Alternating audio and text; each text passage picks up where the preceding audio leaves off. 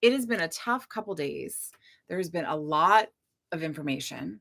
There has been a lot of uncertainty and feelings. I think there's been more feelings than anything else. A lot of feelings. A lot of feelings, a lot of thoughts, A lot a of lot of content, a lot of concern. Yep. a lot of content Lot being of- made. Mhm. That's why you're here. You're going to talk about all the content that's being made. Yes. Because there's so much out there. Yep. A lot of fear. A lot of fear. Yeah. And so we're going to talk about how to make sure that our kids are protected and taken care of and held and loved and informed without being terrified through all of this. That's really what this is all about. So it's officially 1:00. I am a very big fan of starting on time because if you are here on time with us, we want to honor that. So let's do a little whoosh to get started. And I'm going to do the official start because we'll cut out all that stuff from the beginning. Are you ready? Ready. Let's do Okay. it. Well, welcome. I'm Dr. Marcy, and this is Dr. Carla. I'm Dr. Carla. And we're going to figure out our rhythm of talking together and separately and not overlapping each other. But welcome. If this is your first time on my channel, I am so delighted to have you here. If this is your first time seeing Dr. Carla, she's going to introduce you herself as well and tell you all the fabulous things about her. But today we are talking about how to talk to our kids about current events, specifically in the light of the assassination attempt that happened over the weekend on former President Trump.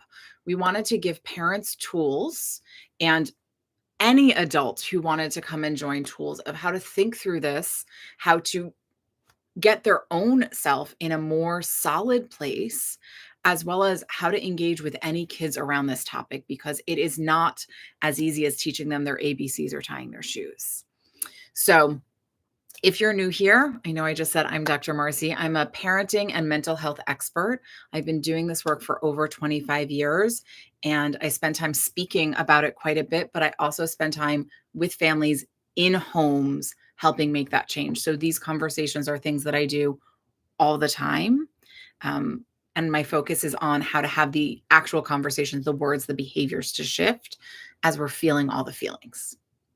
Tell us about you. Yeah. And I'm Dr. Carla. I have spent 25 years making games and entertainment and content and products for kids and families for Netflix, Sesame Street, PBS Kids, Highlights for Children. So I know how much kids love their media. And I also know the stress and the fear and the anxiety parents feel around how to navigate media. And so my work now, I am the founder of Between, where we spend a lot of time thinking about how to help families have smarter, more playful screen time, because the realities are technology is a part of our life. And so we have to learn how to navigate that. Yes. And it is not in the comments, but we will make sure that the link to Between is in the comments so that if you want to find a really great alternative for your kids and for your family, you can easily find information about that. So yesterday, as we were talking and planning to do this, you came up with this beautiful, brilliant analogy that really struck home. So should we start there? Let's start there. Okay.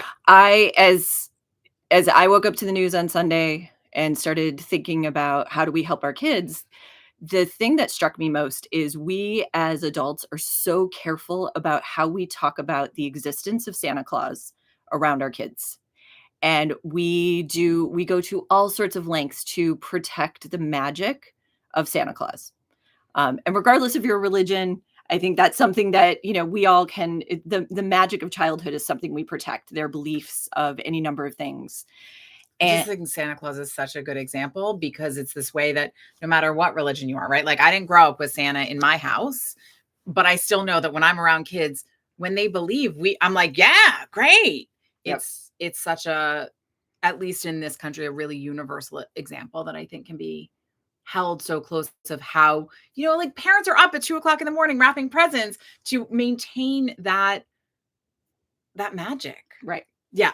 And then I think about how else we protect that magic. And when there are hard, ongoing, either very like moments in time, like an assassination, something that pops in the news, or assassination attempt that pops in the news, or it's an extended news cycle, like an election campaign, it's very easy to forget our kids don't yet know how to make sense of that, or they're learning how to make sense of it. And so over time, our guard can drop And kids can be exposed to all sorts of statements, whether it's because they're seeing the news on in the background or they're overhearing people talking about it. Yeah. And it's one of those things of, especially in thinking about an assassination attempt, kids learned to think of a president of a country as the parent of a country. And so for their own parents, if something happens to their own parent, they're going to be scared.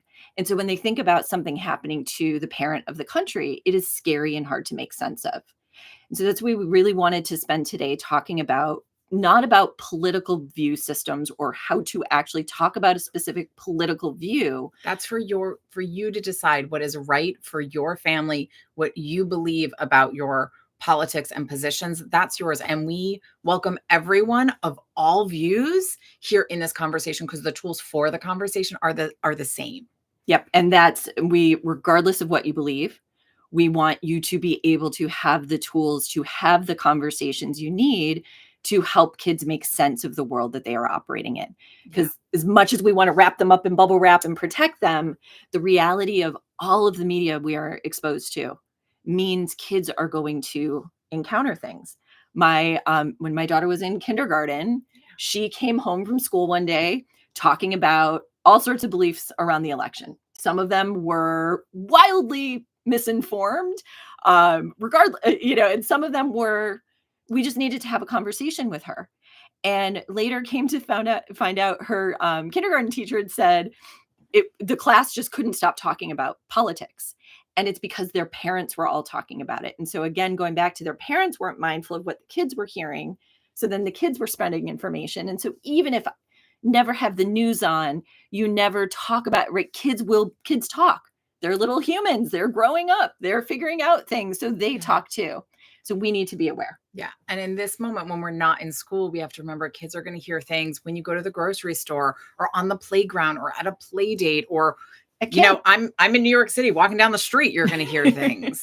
So I am also of the big belief of, when hard things happen, to talk to your kids. Yes, we want to protect the magic and the innocence of their lives. And it's also our job to educate them and open their eyes a little bit in an appropriate, measured way. They don't need to see everything. Let's be clear. I don't want to see everything. I haven't seen everything, but how do we open the door? And my encouragement is to adults who are in charge of kids is, you open the door rather than waiting for your child to hear something, because it allows your perspective to come in. It allows them to hear it with your values, right? As a grown-up taking care of children, it's your job to instill values in those kids to help them grow up to be great people. So what is it you want them to hear about, whether it's this particular moment when there was an assassination attempt, or any of the other events that are going to continue to unfold in life? If you bring it to them in a particular way with kindness and compassion, they may be able to understand it without being really scared. Which brings us to the other thing that we wanted to make sure to mention is, we're not here to scare you. All of the scary things you can find in other places, on other channels, in other ways. We're here to give you tools in order to do it better, because that's what we believe and what we're really dedicated to doing in the world. How do you engage with yourself and the small beings around you in a better, more thoughtful way?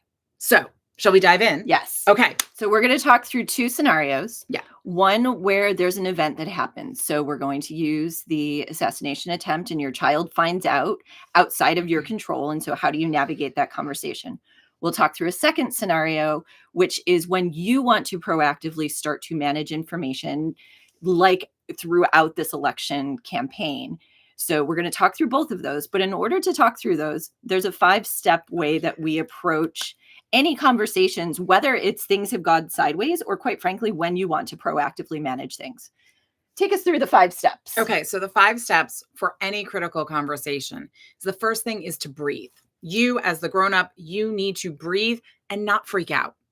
Okay. If you need to freak out, you need to do that away from your child, maybe with other adults, maybe in private, but you need to take care of yourself first.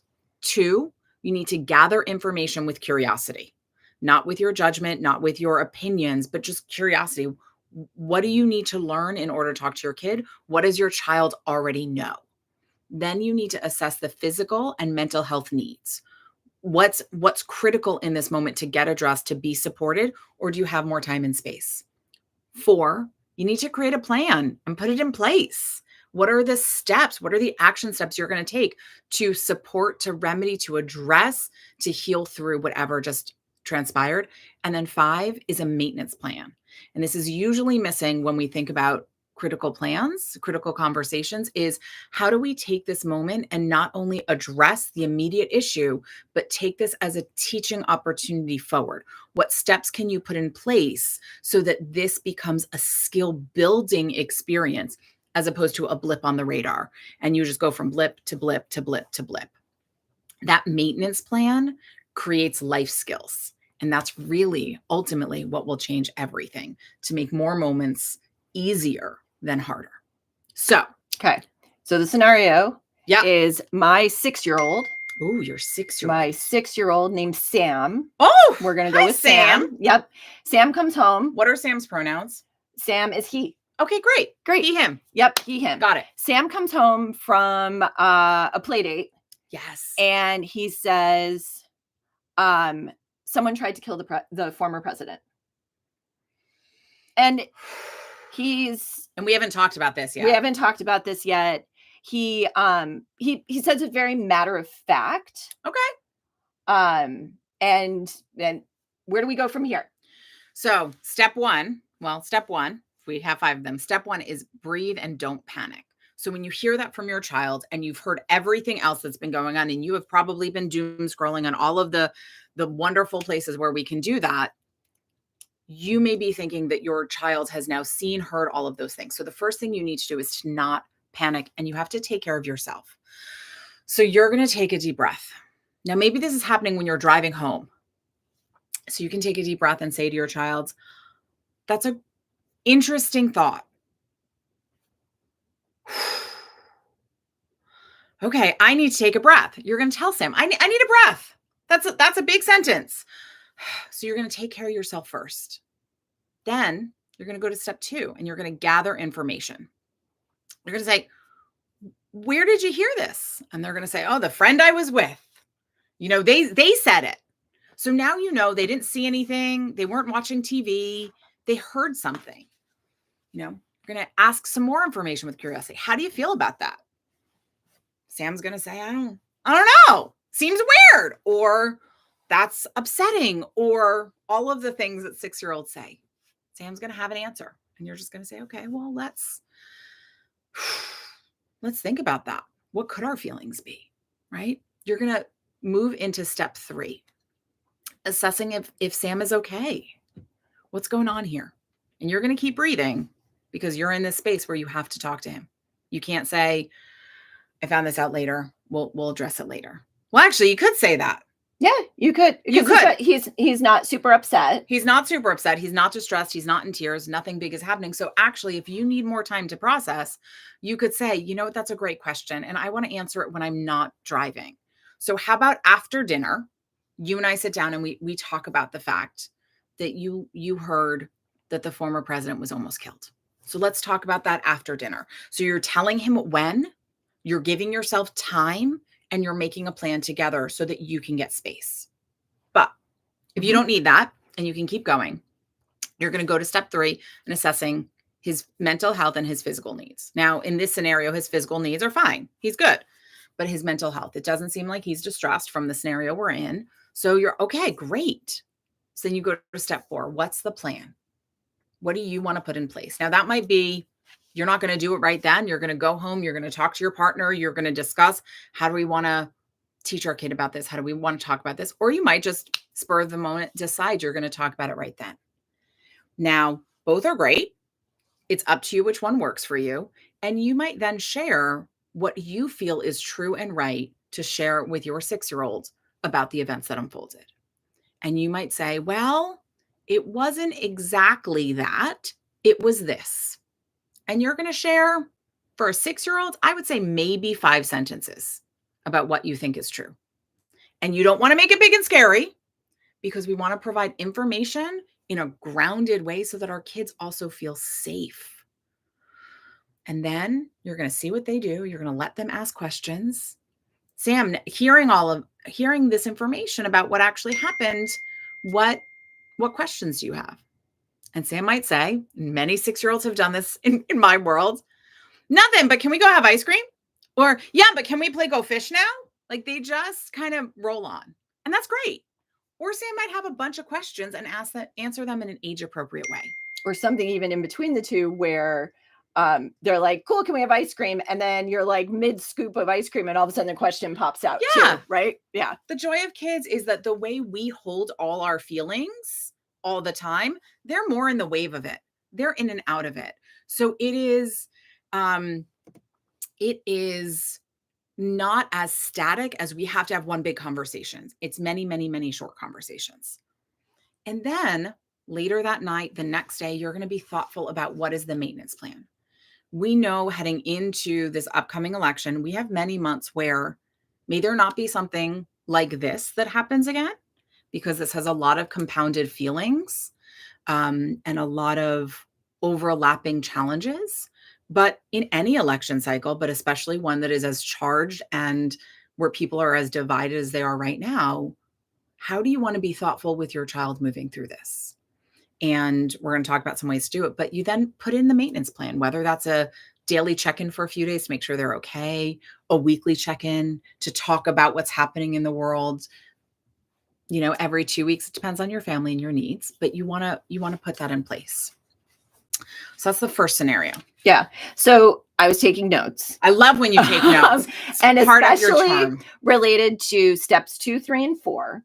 There are a lot of skills around how do you have critical conversations. And you kind of talked about them through that, but I think it's really valuable to stop and just note those points. So for example, right, like you talk about not assuming that you have any information about how the kid is feeling or thinking, right? Gathering information with curiosity and no judgment. Yes. Going in and not assuming you know what's happened. Yes. So I love that you're highlighting this because as parents, right, you're like, I know exactly what my kid is thinking and feeling.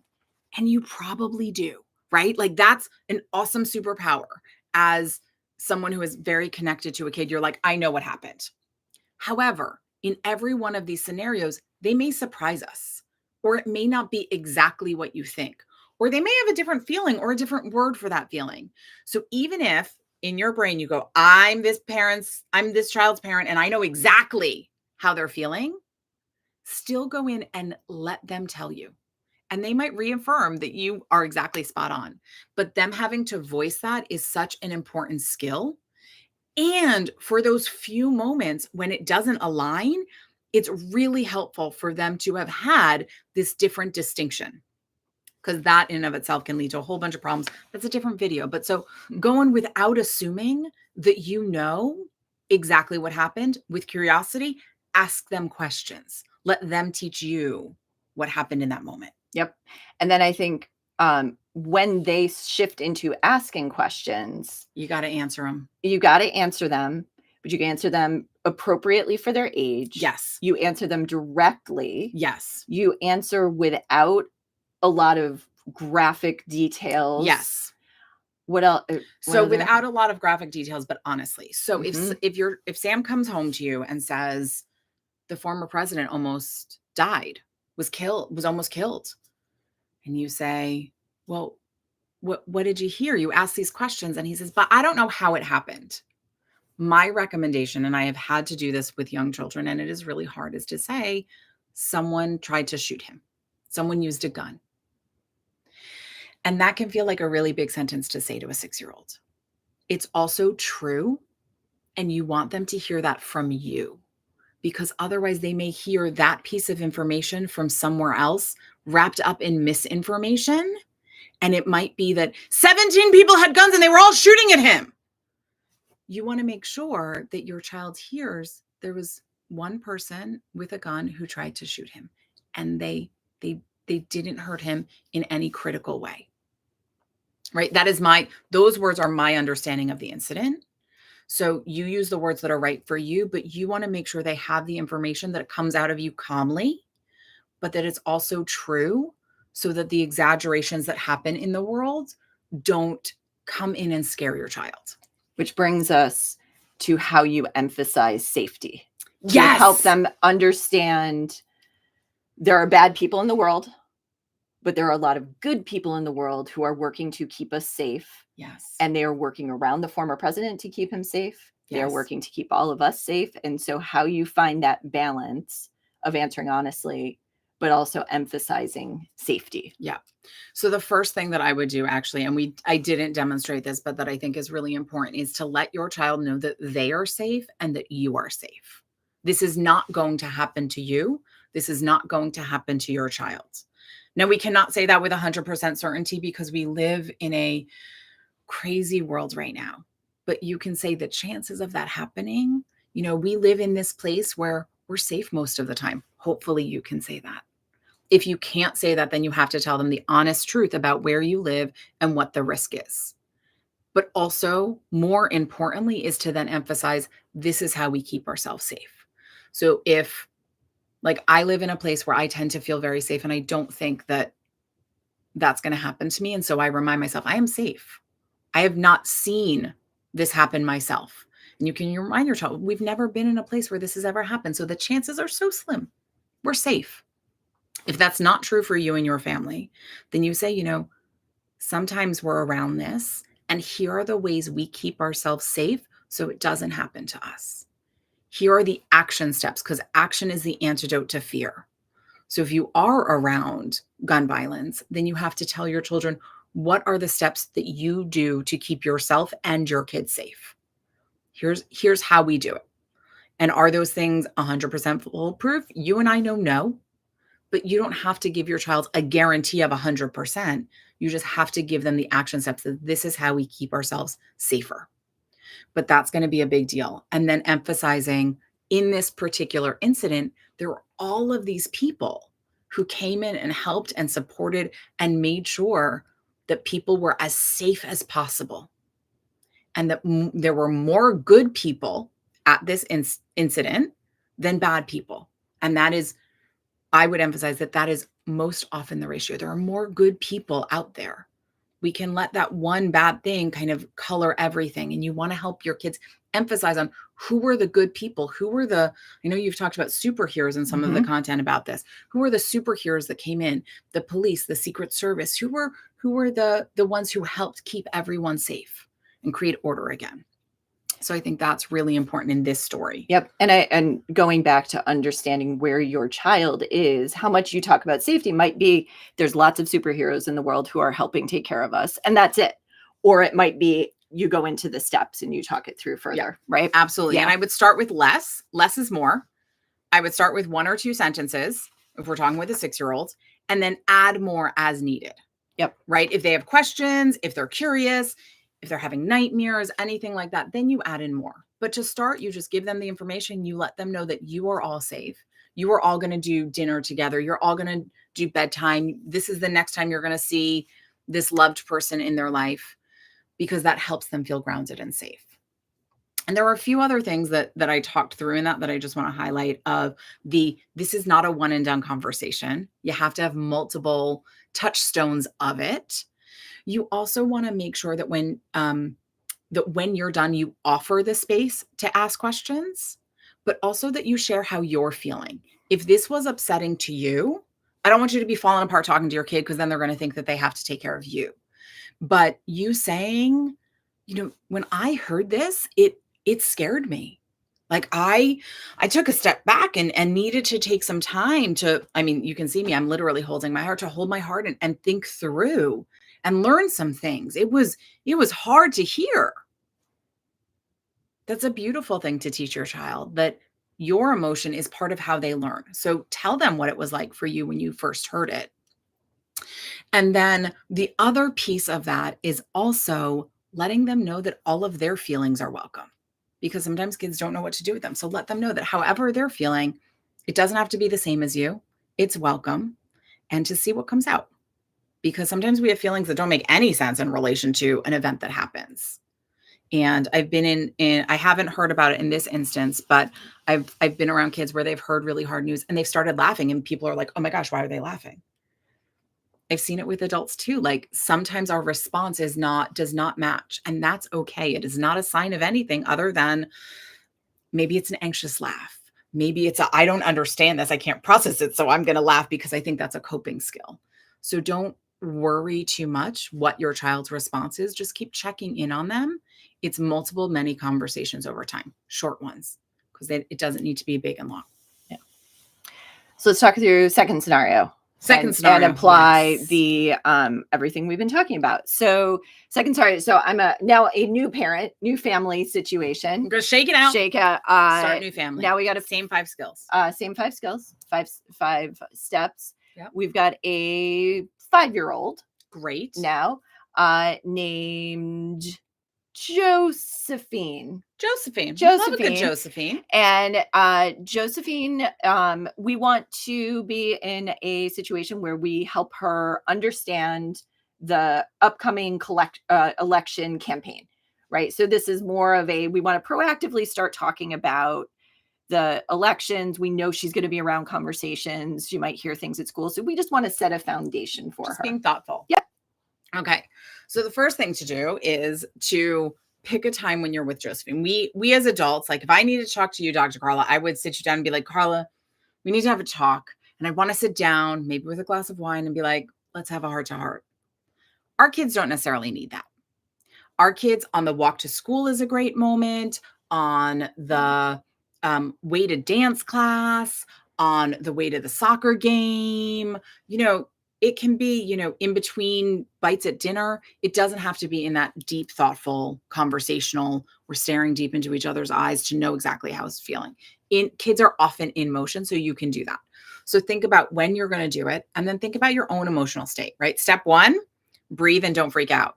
So many of us are a little freaked out about the upcoming election. No matter what your political beliefs are, people have big, big feelings right now about it. And all sorts of different feelings. So you want to make sure that you can have this conversation with your child in a measured way. So I would say, okay, am I freaked out right now? Not the time to talk to Josephina. Do I feel grounded and measured? Yeah, I do. Okay, I can do it today. If it's not today, do it tomorrow, right? In this idea of wanting to talk to them to set the general stage, or even in light of an incident, right? Maybe you heard about the assassination attempt and you're like, I want to talk to Josephine about it. You're going to find a moment where you feel put together enough to do that. Breathe. Don't freak out on your kid. And related to that also is you have a second to plan. What do you want to share? Yes. So sometimes we don't get that luxury of being able to kind of think it through. So in this case, you get to think a little bit about what might be the things I want to share. Yes. Yeah. You can plan it out. Yep. You can have a 3-point list. Like you took some notes, take some notes. What is it why is this important to talk to your child? Okay. Then 2, you're going to go and gather information with curiosity. So your first step might be, your first conversation might be like, hey, Josephina, in November in the United States, in our country, if you're here with us, right? We're in the US, there's going to be an election. Have you heard about this? Has anyone talked to you about, who the president is and what that means for our country? And Josephina might say, nope, and go on her way. And then you go, okay, well, now I know where we need to be. There's no step 3 in this case because there's no assessment of her mental and physical needs around something she doesn't know about yet. So we're good with that. But maybe she says, oh yeah, they talked about it in school, or, oh yeah, my friend said something. Oh yeah. She's going to share whatever she knows. And you're going to, okay, interesting. How do you feel about that information?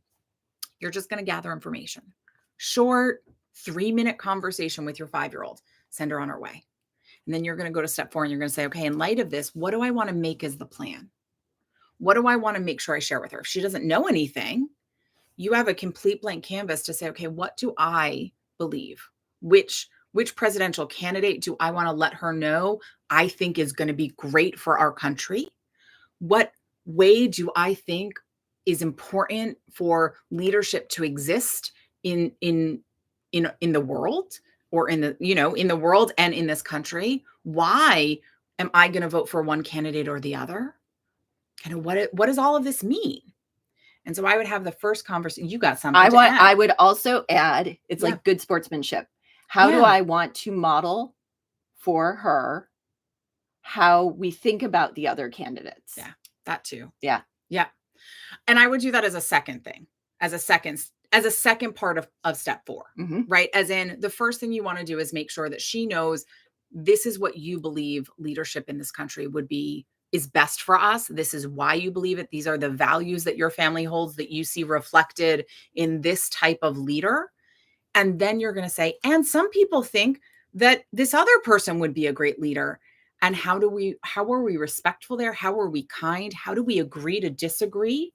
How do we honor that other people have different thoughts and feelings than us? And how do we hold true to what we believe while also saying it's okay? It's okay for us to disagree. The problem is when people get really angry and contentious and stop listening. Again, another video.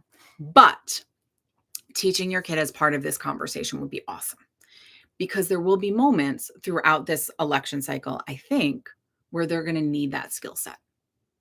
So then you go to step 5, right? No, we're still in step 4. Sorry. You have to go have those conversations with your child. How many conversations is it? Is it 1? Is it 7? Is it, think about how the bite-sized digestible pieces that you want to share with your child. It might be 2 conversations. This is what we think about leadership and who we think should win. And this is what other people might think. And this is how we do good sportsmanship. Yep. And I think within that, you are probably going to swing a little bit between steps 2, 3, and 4. So as you have the conversation, right, there is this like, hey, what do you think of that? How, and giving them time to process. And like we were talking about earlier, a question related to it could show up in the car ride or while playing with toys or something. Yeah. And so the conversations may come and go. I do love a good Lego conversation. Yeah. Right. You're just building with Legos and you're like, hey, how do you feel about that talk we had earlier? Right. They might just pop out with the question. Or even where it's like they're playing with Legos and all of a sudden they're like, these are the presidential candidates. You're like, oh, we didn't even know we were talking about that. Here we go. Yeah. Yeah. It's great because kids come up with it in such a natural way that I think if you can also see that and honor that, it gives us ease. Yeah. So, and then you go to step 5. Okay, I've given my child the information that I think they need at this moment. What do I want to do to make sure that through the next several months, they continue to have information from me or from us, if you're co-parenting, that allows them to see the perspective that we came with. So that is going to be helpful. Maybe it's a weekly dinner conversation that you make sure, every Tuesday night when you have dinner, you're just going to add in a piece of information. You're going to add in some more about what's unfolding with the election. Maybe you're going to add in it on a particular walk, but you need to make sure you schedule it because otherwise you will forget. This will also set you up so that if something else happens, the chances are high that something else will happen because it's always an interesting world. You will have set a solid foundation, and this maintenance plan will give you a place to have that talk with them. So if every Tuesday night dinner, you're having a chat about politics in some way with your child, that's just, a 2-minute check-in. You also then, if something comes up, have this space to say, oh, hey, remember how we were talking about who the next president is going to be and how we make that choice? Well, here's what's going on now. So that, if you were here in the beginning of the video and we were talking about kids learning things on the playground or in the grocery store or on the street or in school, they will then have information when they hear these other things to say, well, that's not what I heard, or that's not what I know, and be able to come back to you and say, I heard this other thing, or I got in a fight with my friend because they think this versus that. And that becomes a really helpful conversation to be having with your child. Yeah. And I think all of this introduces to thinking about your own media consumption and how you think about media consumption in the household during this time. So, it's super common to leave the news on in the background. Mm-hmm. And especially when there are upsetting events that are happening, that's definitely a time to turn that off. Or if you're somebody who watches a lot of news on your phone, maybe read your news. But in a period where we're now in an ongoing stretch of a political campaign, again, thinking about like, how do you stay in that Santa Claus mindset a little bit? And so do you think about over the course of the next 6 months, especially as you're introducing concepts around politics to your kids, do you maybe limit the background news TV? Do you read your news a little bit more? Do you check in with other moms? Maybe you have, you check in with the mom of your kid's best friend so that you have a little bit of a pulse point of what kind of conversations they're having. And again, it can almost be a similar kind of thing of just being like, you don't necessarily have to talk about your politics, but you just be like, hey, how are you talking about politics with your kids? Right? To understand that. And I love this idea because we are so like, I don't want to talk about politics with anyone that I don't know exactly what's going on, because it's blowing up relationships right now. It's blowing up families. It's pulling people apart in a really devastating way. And so I can imagine that perhaps hearing to talk to your kid's best friend about politics and how they're talking to their kids can feel a little like cringy. However, what you said is it's not about asking them about their politics. It's how are you talking to your kids about it? It's being thoughtful about that. And it's you being brave enough to open the door to say, hey, you are an important person in my life. My child is perhaps more important. So I'm going to have the really difficult conversation with you. Again, use the same 5 steps, right? Go in with curiosity. How are you doing this? How do you feel about it? Right? Go in with the same 5 steps. And then it allows you to protect your child from being in really hard conversations that you don't want them to be in. In the same way that when big events happen, saying, is the news going to be on in your house when I bring my kid for a play date? Because them hearing and seeing, especially this past weekend, some of the images, our kids don't need to walk through the room on the way to get a glass of water and see some of the things that have been on screens. Yeah, and even last night, we turned on to just watch a show while we were relaxing, and unexpectedly, we were caught off guard. Yeah. With no kids in the room, we're just caught off guard. Yeah. And I think that's the other thing of whether it's imagery or you walk in or you are, quite frankly, if you're in a grocery store and there's conversation happening or you're on the playground or something, Right. I think to be comfortable with some variation of like tapping somebody on the shoulder and being like, hey, there's kids around, right? This is the Santa Claus of it. Yeah. Or being like, can we talk about this later? Looking at the kids and then looking back at them. It's okay to say that politely. It's important. And what I always think about is be willing to be uncomfortable in order to protect your children, right? That is something, we want to be polite and nice to the other grownups, but the other grownups have a lot thicker skin than your kids. And we haven't talked about kind of if you have older kids, but just being mindful of, the algorithms on social media right now are push all of this information to the front, right? We opened our social media apps, and without searching, without looking, without following political people, it was bombardment. And so make sure that when big events like this happen, you are talking to your children as soon as you can, especially if they're older, and asking them what they're seeing, because it is more likely than not that they are seeing some of these horrific things, whether they are looking for it or not, but their curiosity might have them go down rabbit holes and look for it. So you want to check in with them about how are they feeling, right? That step 3 becomes critical for your older kids who are on social media in this moment, so that you can help make sure that they are then taken care of if they are seeing some really intense images, and not just about the assassination attempt on social media in general. It's a really important thing right now because there's so much that is really overwhelming to be seen visually and to hear there. I want to reinforce, because I think I hear from a lot of parents and a lot of people, even like just whether kids are in your life or not, I hear from a lot of people like, oh, I've curated my socials to follow only happy people. And that works well much of the time. But when there is an influx of news like we've had this weekend, the way the algorithms work is that content, it shows up in everything because it becomes popular content. And so thinking about for yourself during, these news cycles, if you want to set it down and take intentional breaks, or even do you look at other platforms that give you opportunities, and think about that for your kids? Yeah. So, what are the places you have them engage? And it's okay to say, we're taking a screen break right now, or we're taking a break from that platform. Yeah. Because of the way technology works, we're going to be exposed to things that are upsetting. Right. Because my impression, and you know this much better than me, so let me just ask, is that most of the social media platforms, I can follow whoever I want, but there is other content that ends up coming through my feed that I didn't request. Right. The basic way that it works is it's experimenting. So it'll show you, so it'll pick a random population, show them a video.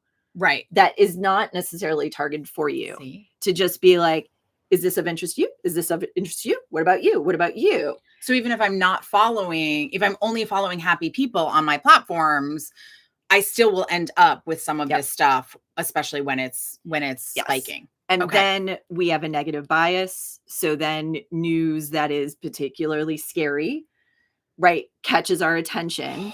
And so then the algorithm's like, oh, that's interesting to you. That's interesting to you. That's it. And so all of a sudden, that's, and this, talk about another video. This is, that's another video too. But it is an important thing to understand, even if unless it is a platform that is specifically curated between, but also, between. Yes. But I'm just, but also, if you go to a Netflix or a even there's like an anime one. I can't think of the name of it now. Right. But you go to something that is specifically right, or you're on the Hallmark that is app more of a streaming service. Then you're getting what you asked for. And I think thinking about those things really matters. Yeah. Yeah. So I just want to make sure I got the things that you shared about that is checking in with your kids about what they're seeing on social media. Yep. Potentially limiting certain platforms, especially when there's a big intense moment like what just happened this weekend. Taking a break. Intentionally taking a break. Intentionally taking a break. Yep. Yeah.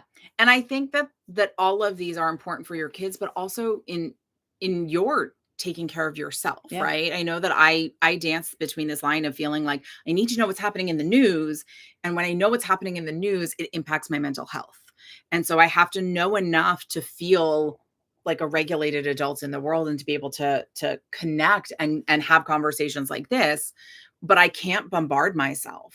So it might be a time where you literally set a timer. Yes, you build a habit for yourself.